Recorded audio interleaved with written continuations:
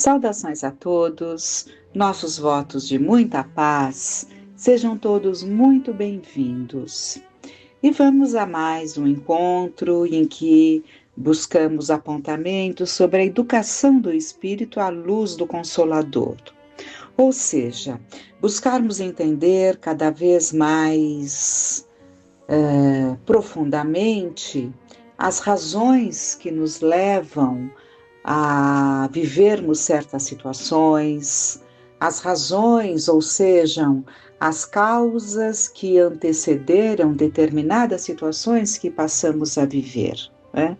Então, é importante que entendamos nessa escalada evolutiva essas questões, porque senão fica muito difícil confiarmos em Deus, na sua solicitude, no seu amor infinito por cada um de nós, né? Deus, nosso Pai, nosso Criador, que nos criou, nos jogou no palco das existências para retornarmos a Ele amadurecidos, né? Porque Ele nos criou simples e ignorantes, ignorantes no sentido de contudo a aprender, contudo a buscar, aguardando o nosso retorno, né? Mas se não compreendermos algumas coisas, especialmente a lei de causa e efeito, a lei de ação e reação, né? Consequências das causas, que tudo tem uma causa, né? Então, é importante que tenhamos essa noção muito bem definida, esse conceito muito bem definido em nós, para que não vacilemos na fé, na confiança, quando determinada situação nos alcançar ou algum dos nossos, e começarmos a questionar a bondade de Deus, né, nos sentindo injustiçados, castigados, por não compreendermos os mecanismos das leis divinas que nos regem. E eu tenho trazido em alguns encontros algumas situações do livro 15 Vidas Passadas, da médium espanhola Amália Domingos Soler, em que ela costuma consultar o orientador, né, o guia orientador, para esclarecer algumas questões que lhe chegam, pedidos que lhe chegam, de pessoas necessitadas de compreender determinadas situações que vivem. E quando ela recebia a orientação, ela escrevia por cartas, né? Através de cartas eram essas comunicações. E nós vamos ver agora a garota, ela intitula A Garota Surda Muda com Paraplegia e Doença Mental. Então vamos lá, e o relato começa assim. Antes do relato, ela coloca: quantas dores sofre este mundo, quão sombria é a terra, quantos infelizes me contam seus problemas. Aqui estão os trechos de uma carta que recebi. Dá para a gente notar que essa médium, ela mergulhava exageradamente nas questões do sofrimento das pessoas, e ela traduz para nós essa ideia de dor, de terra sombria, né? Porque acredito que ela mergulhasse demasiadamente. É um ponto muito delicado, o aprendizado daquele que ajuda o outro. Isso vale não só para os médiuns, mas para todo e qualquer ser humano que está ajudando o outro. Ele precisa saber ajudar sem mergulhar naquela dor. A dor é do outro, vamos nos fazer entender. A dor é do outro, nós não precisamos mergulhar na dor do outro para ajudarmos a aclarar o entendimento, a acalmar aquela angústia, justamente pelo entendimento que podemos proporcionar ao outro, mas sem mergulharmos na dor, porque a dor é do outro. né? Então, buscando entender esse conceito, é muito importante. E ela nos escreve, ela começa um relato. Há aproximadamente 9 anos, ela recebe essa carta, né? Há aproximadamente 9 anos, está confinada em um sanatório desta capital a minha neta. Conta no momento com 13 anos de idade. O seu estado é dos mais tristes que a mente humana possa conceber. É um verdadeiro autômato. Ela é incapaz de movimentar ambos os membros inferiores, além de ser surda-muda e não ter conhecimento ou raciocínio de qualquer tipo. Neste estado, lá permanece, porque os meus recursos no momento não me permitem tê-la ao meu lado, como é o meu desejo mais fervoroso. Então, ela está internada, essa jovenzinha de 13 anos, que está confinada há 9 anos, né? Num sanatório desta capital. Eu acredito que possa ser da Argentina, era muito comum os da Argentina se comunicarem com ela, ou então mesmo da Espanha, porque ela vivia na Espanha, nascida em Sevilha. Então, ela recebe esse relato e esse avô continua. Eu sinto um carinho imenso e uma paixão por ela que, francamente, não consigo explicar. Por isso sofro terrivelmente. O sofrimento é ainda maior pelo fato dela ser completamente indiferente à minha presença durante as visitas. O meu espírito sofre de uma maneira terrível. Por todas essas razões, eu fortemente lhe imploro para que peça aos guias espirituais de seus trabalhos mediúnicos algumas informações sobre a história do passado dessa criatura infeliz. Qual será o tipo de relacionamento prévio que existe entre mim e ela? Aqui é uma pergunta que ele faz. Qual será o tipo de relacionamento prévio que existe entre mim e ela? Por favor, não ignore o meu pedido. Eu acredito no espiritismo, na realidade de sucessivas encarnações, e eu preciso acalmar o meu espírito com uma nova revelação.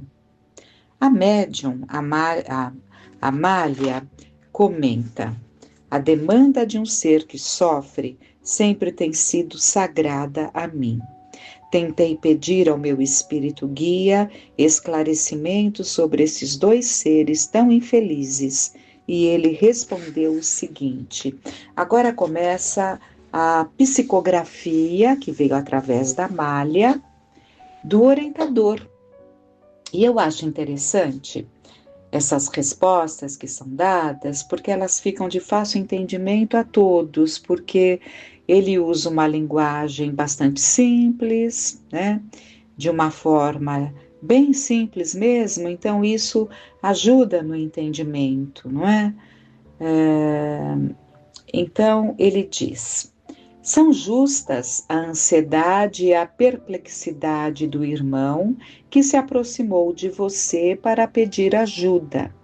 E como só recebe quem pede, escute atentamente a minha revelação. Aqui já tem um aprendizado para nós. Inclusive é uma questão no Livro dos Espíritos, em que se diz: se Deus, mais ou menos assim, se Deus já sabe todas as nossas necessidades, qual a razão de termos que pedir? É no capítulo que fala, pedir e obtereis. No capítulo que Kardec coloca passagens de Jesus e vai discorrendo sobre a prece, né? Então, qual a razão de pedir? Alguns dizem, já que Deus nos conhece, sabe quais são as nossas necessidades, não é? E está muito claro lá que aquele que pede, ele tem um ato de humildade em pedir. Ao pedir, ele se conecta a Deus. E é preciso essa conexão. Há também no Evangelho uma passagem ali que eles colocam. É uma máxima, não são palavras de Jesus, é uma máxima. Ajuda-te e o céu te ajudará. Então é preciso que nós nos ajudemos para que consigamos receber ajuda, né? Mas continuando aqui, ele diz: a menina paralítica, surda, muda e deficiente mental de hoje realmente não é o que aparenta. Para seu maior tormento, ela foi, na sua última encarnação, um personagem célebre por seus delitos. Então, se nós não conhecermos a lei da reencarnação, a pluralidade das existências, se isso não for muito forte em nós questionaremos a Deus. Uma encarnação inútil, entenderemos. Nessas condições, numa cama, com debilidade, não só problemas físicos, paralisada fisicamente numa cama, mas também mentalmente, qual a razão de uma encarnação assim? Aquele que entende por uma vida só, com certeza vai questionar, ou vai entender. É dos desígnios de Deus, e há muitos, não resta dúvida, que conseguem caminhos abençoados de progresso, mesmo sem um esclarecimento mais profundo, porque mesmo sem ter as respostas, entendem que Deus é Pai de bondade infinita, portanto não cometeria injustiça. Não sabem explicar, mas sabem que não há injustiça, né? Então, continuando. Na encarnação anterior, foi homem e nasceu na Espanha. Ele era temido pelos habitantes por sua habilidade, coragem e ousadia, desafiando os maiores perigos para roubar os transeuntes, assaltar as mansões e encontrar tesouros escondidos. Era um vilão terrível e os mais ousados tentavam capturá-lo, mas ele sempre escapava. Ele era um homem atraente, sua beleza era de um anjo das trevas e, como era de linhagem nobre, tinha boas maneiras. Sendo o mais ilustre ser que uma mulher pudesse desejar caso lhe conviesse. Portanto, não foi difícil para ele atrair uma moça de boa família que enlouquecera pela sua beleza e sedução. Nós vamos ver que essa moça o amou profundamente e o ama profundamente, mas num primeiro momento que a atraiu, ela não resistiu àquela beleza e sedução, né? Desse jovem, desse vilão terrível, que ninguém conseguia capturar, né? Assim, ele arrebatou a jovem do seu lar e a levou para longe, a fim de evitar várias queixas e problemas com os pais dela. A moça, seduzida mais tarde, percebeu o mau caminho que havia tomado. Mas gostava tanto dele, estava tão apaixonada que se dispôs a transformar o bandido feroz em um bom homem. Todos os seus esforços foram em vão. Ela era muito cristã e acreditava na eficácia dos jejuns e das penitências. Colocou-se cilícios, uma espécie de túnica ou cordão de crina, que se traz sobre a pele para a mortificação, e assim martirizou seu belo corpo para redimir o homem que ela amava. Então, provavelmente ela vinha, e a Espanha é muito cristã, católica, né?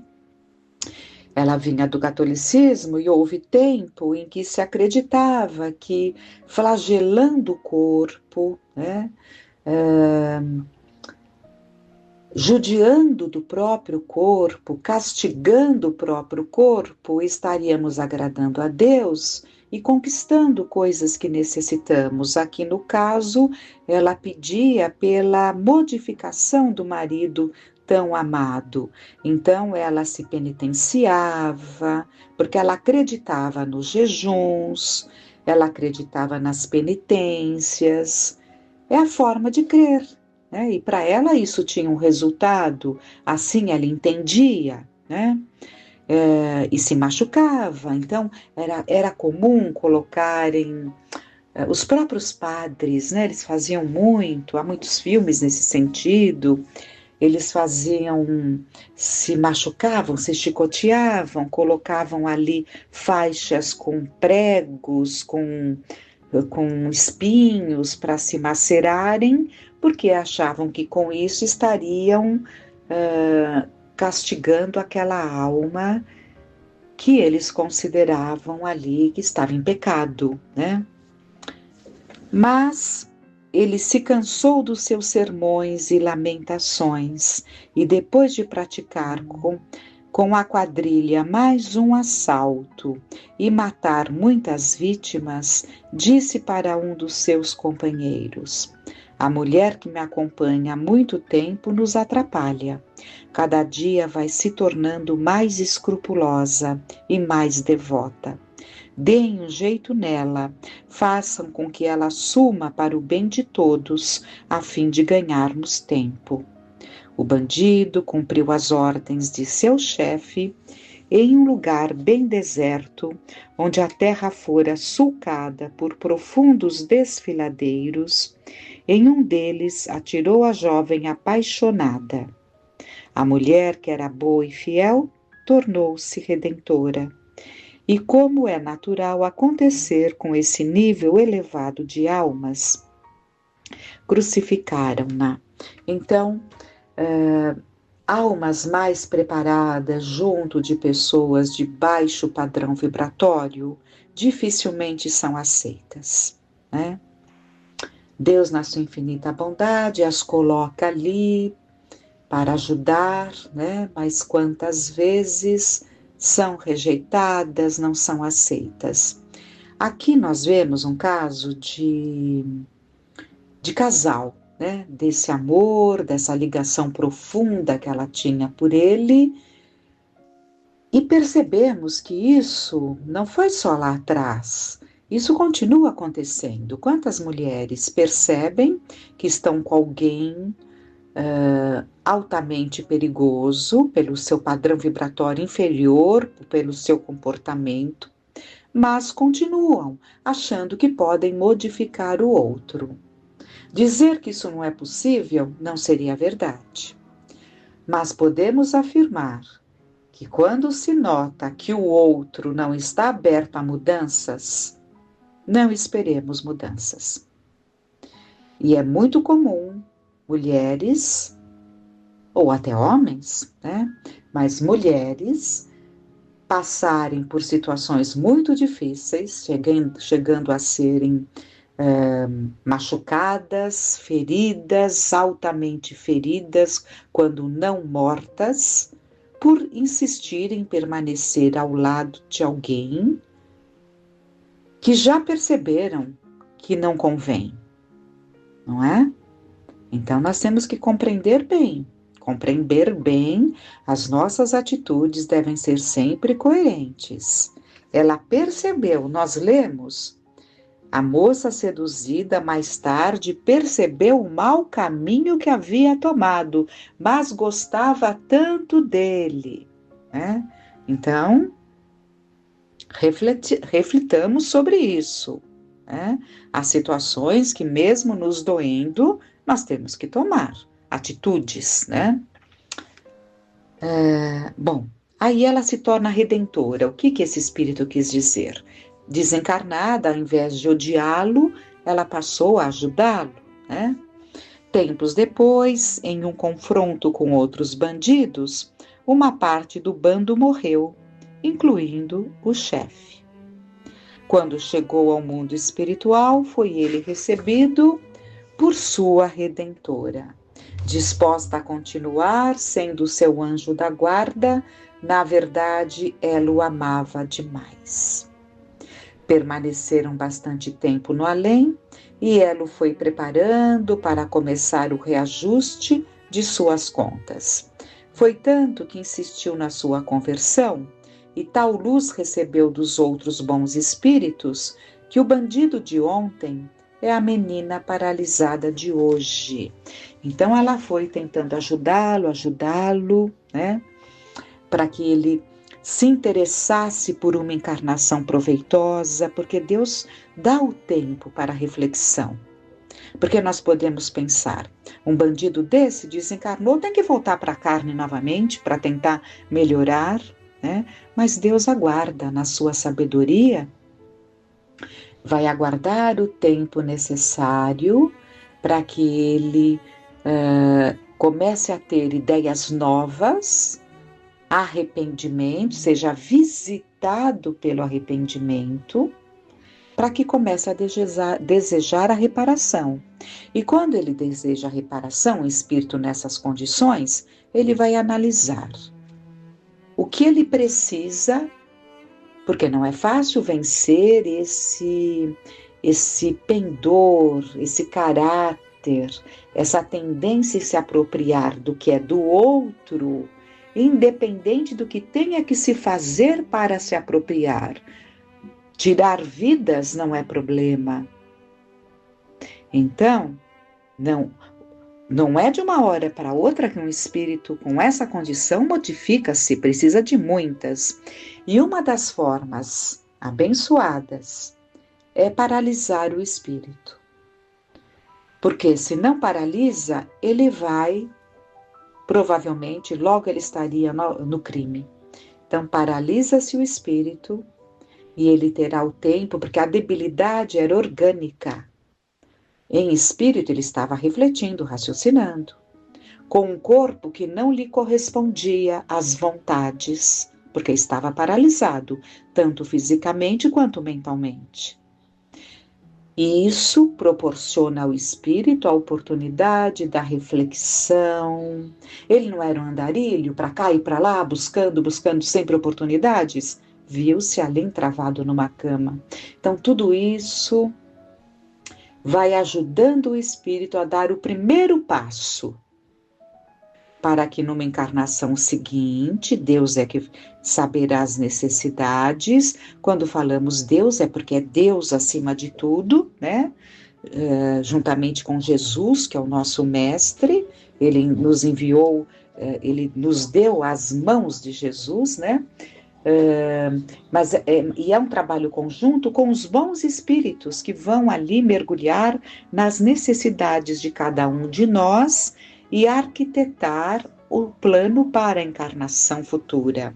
Então, são os espíritos ligados a cada um de nós. Todos nós temos equipes de espíritos muito preparados, que se interessam por nós, que vibram por nós, que nos amam e que vão buscar o melhor para nós, né? Então, aqui, tanto correu para cometer crimes horríveis que hoje não pode se mover nem falar quem no passado ditava sentenças de morte. E o avô abalado que vem visitar a sua neta e ela não o reconhece é a vítima de ontem. O atual avô é a moça apaixonada que, em anterior encarnação, quis ser sua redentora. Esse espírito de luz o seguirá sempre, até conseguir fazer dele um ser superior. O seu amor é imenso e ele possui um nível do qual ninguém faz a menor ideia na Terra, onde os amores são flores de um dia, ilusões passageiras, ou como os incêndios, que assim como se acendem, rapidamente se apagam.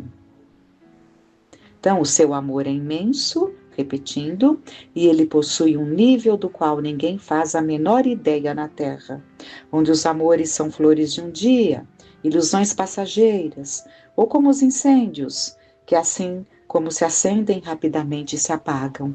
Então ela não tinha uma paixão por ele, ela sentia amor. Por isso o acompanha, por isso ajudou no preparo e na preparação dessa nova encarnação.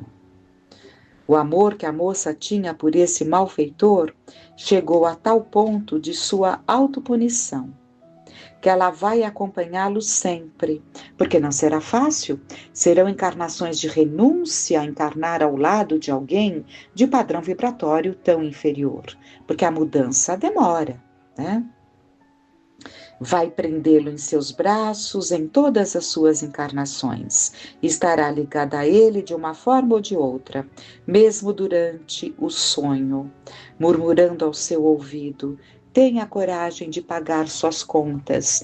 Você errou muito, mas tem a eternidade para se regenerar. Eu estarei com você, não o deixarei sozinho, serei sua mãe, sua irmã, sua esposa, sua filha. Eu me enlaçarei em você através de todos os parentescos existentes na Terra. E no mundo espiritual serei a sua estrela guia, para orientá-lo sempre no caminho da luz e da verdade. Muito mais poderia dizer do amor desse Espírito, que é uma dádiva de Deus para magnificar um culpado, uma vez que os mais doentes são os que mais têm necessidade de médicos do céu. A Deus o Espírito guia.